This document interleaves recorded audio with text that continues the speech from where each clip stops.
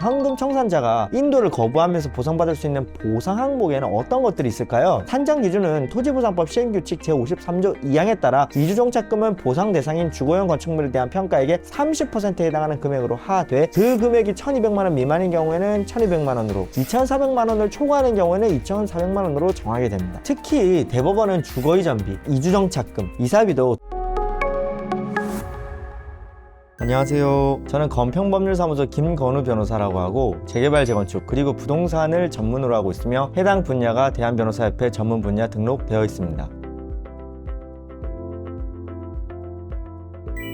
네, 금일은 이와 같은 질문이 있었어요. 변호사님, 재개발 조합에서 보상금도 주지 않은 채 명도 청구를 하고 있습니다. 조합의 주장은 타당한가요? 라는 질문이 있어서 이에 관해서 살펴보겠습니다. 도시정비법상 재개발 조합이 손실보상금을 지급하지 않은 채 명도 청구를 하는 것은 원칙적으로 부당합니다. 금일은 재개발 조합에서 재개발한다는 이유로 당장 집에서 나가라는 주장에 대해서 문의가 있기 때문에 이에 대해서 답변을 좀 공유드려보고자 합니다. 도시정비법은 종전에 토지 또는 건축물의 소유자 등 권리자는 관리 처분 계획 인가 고시가 있은 때에는 이전 고시가 있은 날까지 종전의 토지 또는 건축물을 사용할 수 없다. 다만 토지보상법에 따른 손실보상이 완료되지 아니한 경우에는 그러하지 아니한다는 취지로 규정을 하고 있습니다. 도시정비법 81조에 규정하고 있습니다. 대법원 또한 재개발 사업은 관리 처분 계획인가 고시된 것에 더해서 수용 재결에 따른 보상금이 지급 또는 공탁까지 되어야 조합원, 현금 청산 대상자 등이 조합의 건축물 등을 인도할 의무가 있다라고 판시를 하고 있습니다. 그렇다면 현금 청산자가 인도를 거부하면서 보상받을 수 있는 보상 항목에는 어떤 것들이 있을까요? 우선 토지 및 건축물에 대한 손실보상금이 있습니다. 토지보상법 제70조에 따라 협의나 재결에 의하여 취득하는 토지 및 건축물에 대한 적정한 보상금을 받을 권리가 있어요. 다음으로는 주거이전비를 고민해 볼 수 있는데, 지금 요건에 대해서 말씀드려보면 토지보상법 54조 1항에 따라 공익사업 시행 지구에 편입되는 주거용 건축물의 소유자에 대하여는 해당 건축물에 대한 보상을 하는 때의 가구 원수에 따라 2개월분의 주거이전비를 보상하여야 합니다. 다만 건축물의 소유자가 해당 건축물 또는 공익사업 시행지구 내에 타인의 건축물에 실제 거주하고 있지 아니하거나 해당 건축물이 무허가 건축물 등인 경우에는 그러하지 아니합니다. 산정 기준에 대해서 말씀드려보면 주거이전비는 통계법에 따른 통계 작성 기관이 조사 발표하는 가계조사 통계의 도시근로자 가구의 가구 원수별 월 평균 명목 가계 지출비를 기준으로 산정하게 됩니다. 토지보상법 시행규칙 제54조에 규정하고 있습니다. 이주정착금에 대해서 말씀드려보면 토지보상법령에 따라 이주대책을 수립 실시하지 아니하는 경우 또는 이주대축 대상자가 이주정착지가 아닌 다른 지역으로 이주하려는 경우 등에 해당하면 이주정착금을 지급받을 수 있습니다. 산정 기준은 토지보상법 시행규칙 제53조 2항에 따라 이주정착금은 보상 대상인 주거용 건축물에 대한 평가액의 30%에 해당하는 금액으로 하되 그 금액이 1200만원 미만인 경우에는 1200만원으로 2400만원을 초과하는 경우에는 2400만원으로 정하게 됩니다. 이사비에 대해서 말씀드려보면 토지보상법 시행규칙 제55조 2항에 따라 공익사업 시행지구에 편입되는 주거용 건축물의 거주자가 공익사업 시행지구 밖으로 이사를 하거나 사업시행자가 지정하는 해당 공익사업 시행지구 안의 장소로 이사를 하는 경우에는 이사비를 보상하셔야 됩니다. 산정 기준은 이사비는 시행규칙 별표 4의 기준에 의해 산정하며 노임과 차량비 등을 포함하게 됩니다. 당법률사무소는 일전에 주거이전비, 이주정착금, 이사비에 관해서 상세하게 말씀드린 바 있으니 유튜브 또는 네이버 블로그를 통해서 확인해 보시면 도움이 되겠습니다. 자, 또 영업손실보상금에 해당되는 경우에는 그 일을 청구할 수도 있는데, 만일 현금 청산자가 정비구역 내에서 영업을 하고 있다면 적법한 장소에서 인적, 물적 시설을 갖추고 계속적으로 영리를 목적으로 행하고 있는 영업으로서 관계 법령에 의한 허가, 면허 신고 등을 받아 그 내용으로 행해진 경우 영업손실보상금을 청구할 수 있겠습니다. 다음으로는 손실보상 미완료 시 현금 청산자의 대응 방안에 대해서 말씀드려보고 있습니다. 인도 거부 항변이 있을 수 있습니다. 도시정비법 81조 1항 단서 2호에 따라 토지보상법에 따른 손실보상이 완료되지 않은 경우에는 종전의 토지 또는 건축물을 계속 사용 수행할 수 있으므로 조합의 명도 청구에 대해서 손실보상 미완료를 이유로 인도를 거부할 수 있습니다. 보상금 지급의 선의행 관계에 대해서 말씀드려보면 동시행 관계가 아니에요. 대법원은 주택재개발 사업의 사업시행자가 공사에 착수하기 위해서 현금 청산 대상자나 세입자로부터 정비구역 내 토지 또는 건축물을 인도받기 위해서는 협의나 재결 절차 등에 의하여 결정되는 주거 이전비 등도 지급할 것이 요구된다. 만일 사업시행자와 현금 청산 대상자나 세입자 사이에 주거이전비 등에 관한 협의가 성립된다면 사업시행자의 주거이전비 등 지급 의무와 현금 청산 대상자나 세입자의 부동산 인도 의무는 경우는 동시행에 관계있고 재결 절차 등에 의할 때는 주거이전비 등의 지급 절차가 부동산 인도에 선행되어야 한다라고 판시를 하였습니다. 대법원 2021년 6월 30일자 선고한 판결 내의 내용입니다. 자, 구체적인 대응 방법에 관하여 한번 고민을 해보겠습니다. 협의 단계에서는 조합과 손실보상에 관한 협의를 진행하되 위에서 언급한 모든 보상 항목, 그러니까 토지건축물 보상금이나 이주정착금, 이사비 등에 대해서 협의를 요청하시기 바랍니다. 그러면 수용 재결 신청 단계는 어떨까요? 협의가 성립되지 않을 경우에는 조합이 토지수용위원회에 수용 재결을 신청하도록 요구하거나 현금 청산자가 직접 재결 신청의 청구, 그러니까 조속 재결 신청 청구를 할 수도 있습니다. 다음으로는 명도소송 대응에 대해서 논의를 해볼 수 있는데, 조합이 손실보상을 완료하지 않은 채 명도소송을 제기한 경우에는 도시정비법 81조 1항 단서 2호에 따른 손실보상 미완료 항변을 제기하고 주거이전비, 이주정착금, 이사비 등이 지급되지 않았음을 주장하시기 바랍니다.